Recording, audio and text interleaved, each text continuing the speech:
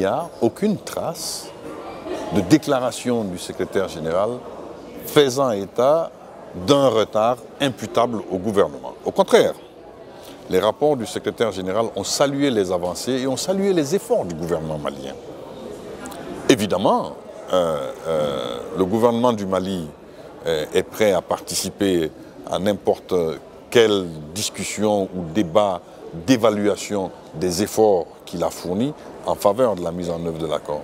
Mais nous avons appelé la communauté internationale à prendre ses responsabilités afin que l'ensemble des acteurs signataires et ceux qui sont impliqués puissent tenir leurs engagements. Il faut que ceux qui sont engagés dans l'accord, que cet ensemble-là soit engagé à tenir ses promesses. C'est extrêmement important.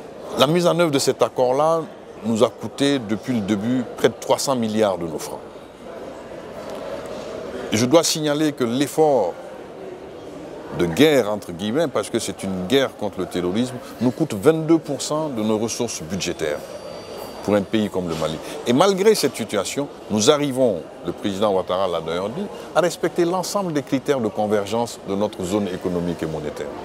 Nous arrivons à maintenir la croissance de notre PIB à 5% et plus d'année en année. Et nous faisons face à toutes nos échéances. Je prétends donc que le gouvernement, non seulement a fait des efforts pour la mise en œuvre de l'accord, mais aussi que malgré cette situation difficile, nous avons accompli des performances qui sont absolument appréciables.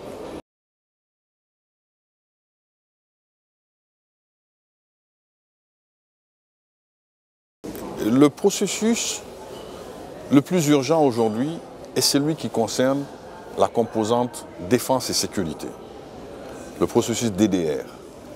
Il faut, à la faveur de la mise en œuvre du mécanisme opérationnel de coordination de Kidal et de celui de Tombouctou qui va suivre, que le cantonnement commence. Nous avons déjà procédé au recensement d'un certain nombre de combattants. Et que les opérations de démobilisation et de désarmement puissent être accélérées, afin que le volet réintégration et réinsertion, ainsi que le volet insertion, puissent bénéficier des moyens qui sont disponibles aujourd'hui.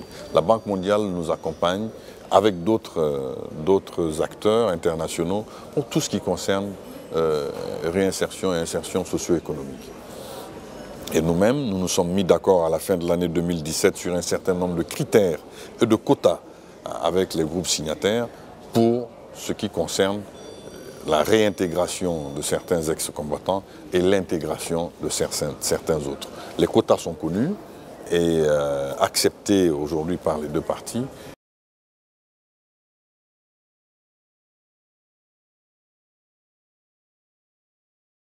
Vous savez, le déclenchement d'une guerre va vite. Un conflit, l'embrasement va très vite. Mais après, une fois que vous vous mettez en piste pour conquérir la paix, c'est beaucoup plus difficile.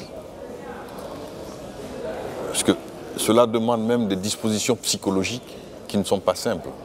Vous devez être autour d'une table avec celui que vous avez combattu en tant qu'ennemi, juste hier, juste la nuit dernière, et ce matin, être à la table avec lui, l'envisager d'abord comme un partenaire, puis après, lui accorder le bénéfice et le privilège d'avoir un statut de commensal, vous mettre d'accord que vous devez et que vous pouvez vivre l'un de l'autre, puis après, accepter de lui accorder le statut de frère. L'élection présidentielle se tiendra le 29 juillet, et puis après, à la fin de l'année, se tiendront les élections législatives. Il y a des poches dans notre territoire qui aujourd'hui encore font l'objet de préoccupations sécuritaires. Mais d'un point de vue statistique, d'un point de vue de la représentativité de ces poches-là par rapport au corps électoral et au territoire électoral, nous ne pensons pas que cela mettrait en péril la crédibilité ou mettrait en cause notre capacité à préparer ces élections-là.